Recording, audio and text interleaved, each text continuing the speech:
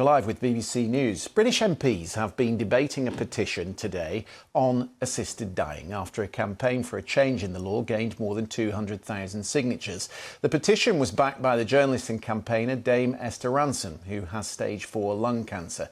The 83-year-old, who founded Childline in the UK, revealed in December she had joined the assisted dying clinic Dignitas in Switzerland. But under UK law, she says her family could be left at risk of prosecution if they went with her to Zurich to help her. Speaking to the BBC's Today programme, she said a law change would mean the UK is reflecting the wider global change.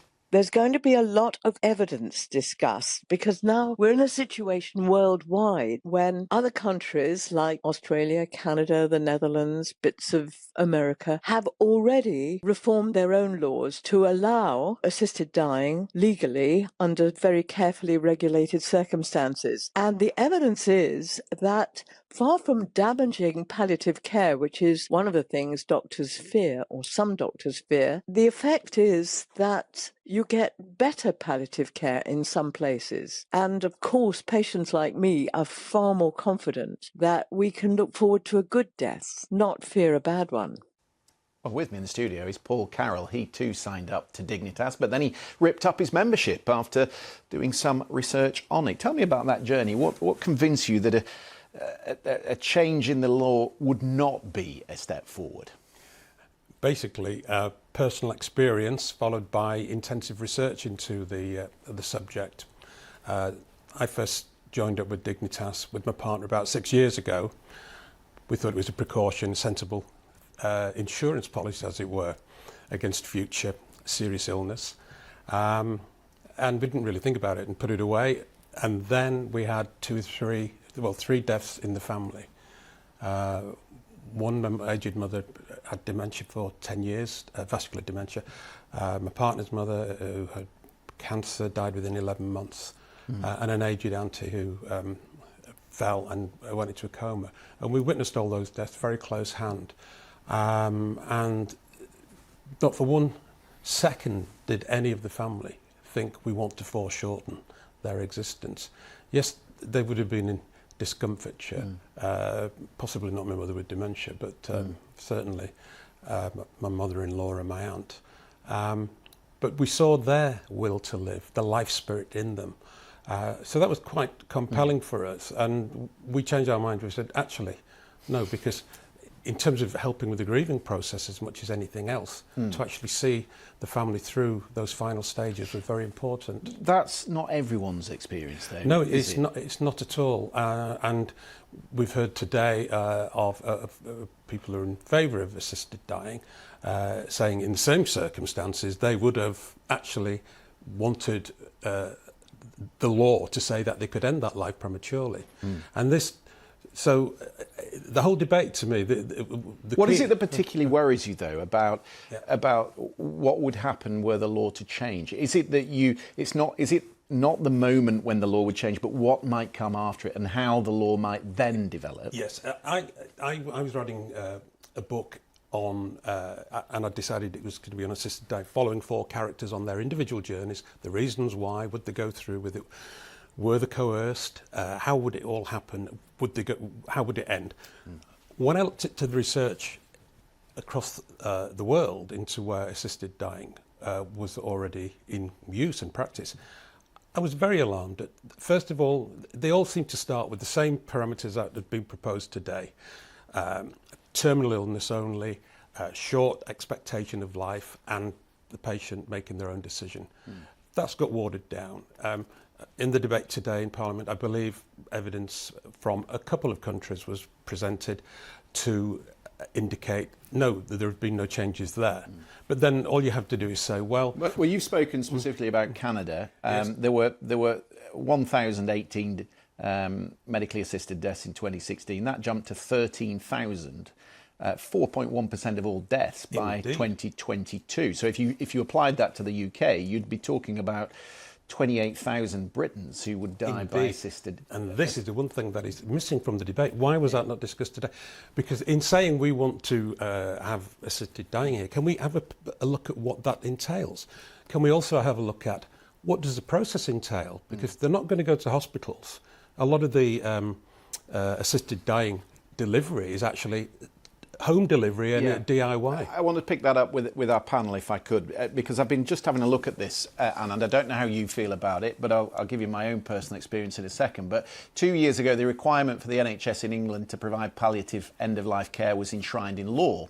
Back then, the UK had 700 specialist palliative medicine consultants, 600 or so working in England, for a population of 55 million. That's not very many. And my personal experience with my mother's death, she had motor neuron disease, was that we couldn't get her into hospice care. We couldn't get her into palliative care. So she didn't have a good death. And that is what a lot of people experience. No, absolutely. And I've got experience of elderly relatives passing away, some with very peaceful ends in hospices, others with far less so in hospital wards where really good palliative care wasn't being offered. And I think, you know, one lesson I take from this debate, and I'm really not sure which side of the argument I stand on, is that we really have to improve the levels of palliative care on offer through the health service.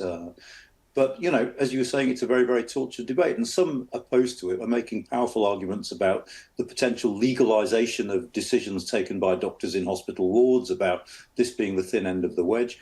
Against that, I have to say, I mean, Esther Ranson is just a fantastic campaigner. I mean, I heard her today on the radio saying that she's seen her husband, her mother and her dog died, and of all of them, it was her dog whose death she envied. And she was posing the question, you know, if we can do this for dogs. And as I say, I'm far from having made up my mind, but I'm pleased that Parliament's debating it, because it's a very, very important issue. And if it raises some awareness about this, that's good. Again, you can only speak, everybody speaks, don't they, from their own personal experience.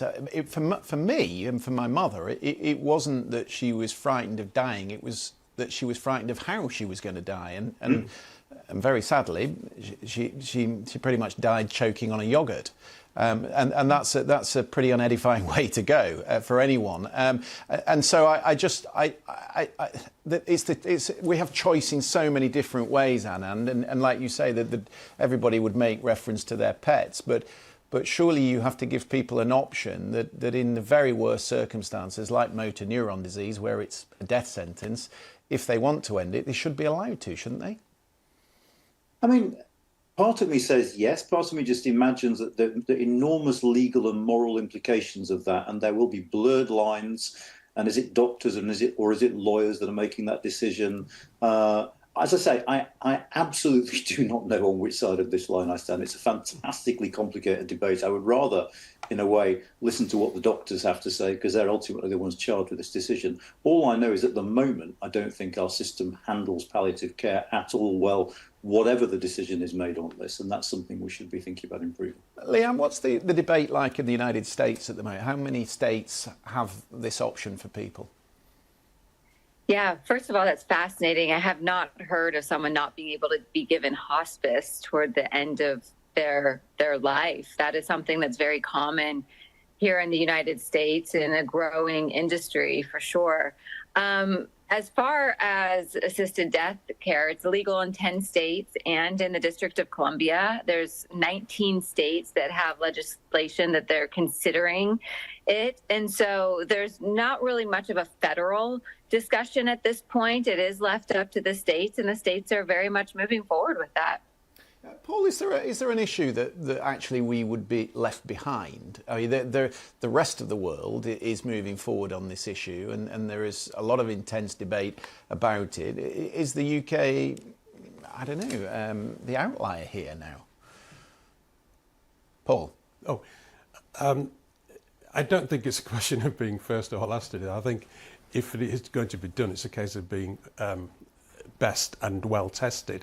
And the most interesting thing that came out of the debate this afternoon, I think a lot of old ground was covered. There was clearly two sides of the divide. That's always happened.